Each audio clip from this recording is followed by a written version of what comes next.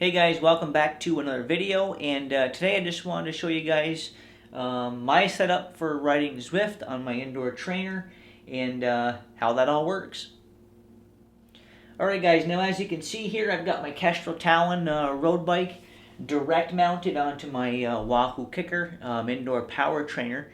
Now it mounts very easily. It literally takes about 2 minutes to get your bike onto the Wahoo Kickr. It's literally no different than if you were making a rear wheel change. Very easy to do. Now, once I have the bike mounted onto the Kickr, you basically just plug your Kickr into the wall outlet, power it up, log on to Zwift, do the Bluetooth connections, and you are up and running. Now, what I wanted to do now is just take you guys over to the computer and show you a little bit about Zwift, how it works, and some things that has. Now, the one thing I want to mention here also is that you can use any compatible trainer that Zwift will accept. They have a, if you go to Zwift.com and their website, they have a list of all the compatible trainers that will work with the program.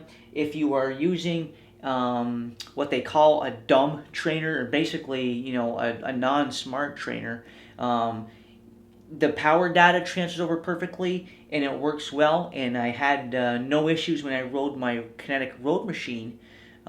It worked very good, but the only difference is, there's no difference in feel when you're going uphill or downhill. So if you're going downhill, it feels the same as though you're going uphill, and that's where these smart trainers really come into play, and why the Wahoo Kickr is so great. Like when you're on Zwift, when I'm on the course, if I'm on a flat section of road, it feels like you're on a flat section of road. And when you get to a grade, like say a 3-4% grade, the trainer automatically kicks in some extra resistance, and it makes it harder to go up the hill. So you have to either put in more force or change your gears or whatever, just like you would do on the road.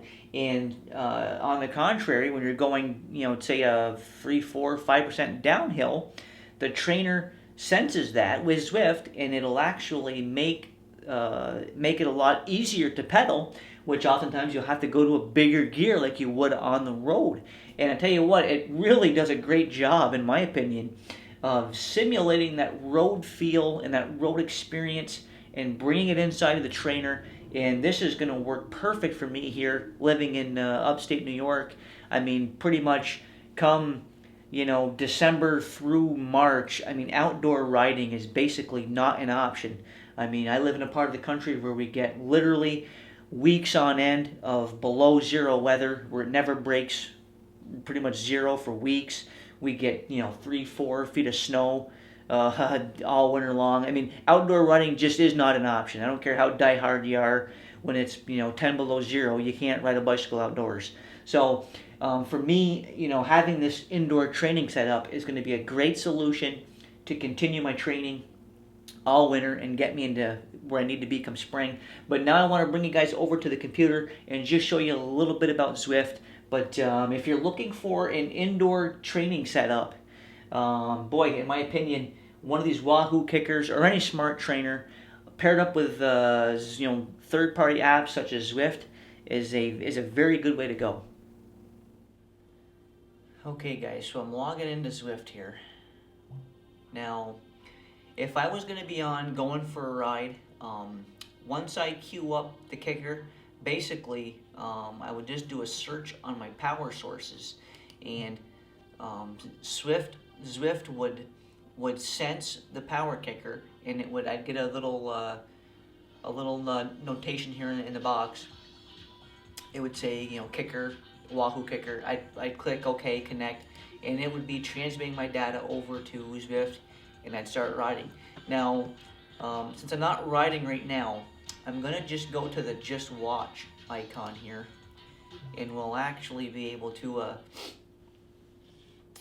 see who's on Zwift as we speak. Now, right now, I don't know if you can see or not in the bottom corner, but there are 707 people online right now out on the Zwift courses riding. You see right now I'm watching this M. Grimes, and he is currently putting out 360 watts, 115 RPMs, 370 watts. So he's riding at about 4 watts per kilo. So this guy's hammering right now. He's cranking out some pretty good watts. He's on a great ride. He just started riding. He's been 0.4 miles, and I can shoot him a little ride on. I can click right on here, and he's going to basically see that I'm saying, hey, good job, keep riding. And these are all the people who are out riding on Zwift. And you can see, like right now, M. Grimes, he is a second back of this Zinsley. He's ahead of him now, and he's now 6 seconds back of our Bolt, who he's going to be catching here shortly, along with C. Foster. He's got guys up the road. Shows him how far back guys are on the road. Now, all these people have pretty much either got power meter data or speed and cadence sensors data going over to Zwift, and Zwift is basically computing their power numbers, their speed cadence data onto the Zwift course. And you know, it's just like you were out riding. You know, at M. Grimes's, you know, weight, whatever he weighs, I'm not sure, but you know, he has his profile here on Zwift. He types in, say he's 160 pounds, 5'8", and then Zwift is automatically calculating his height and his body weight, and you know, they're adding that number into the fact that he's throwing out 350 watts, and it's, you know, showing that he would go 24 miles per hour on this portion of the course. So it's a very intuitive way to ride. I've been riding now on Zwift for a couple of weeks, and I tell you what, I'm absolutely falling in love with it, and it's just going to make winter training so much more enjoyable now for me here in northern New York.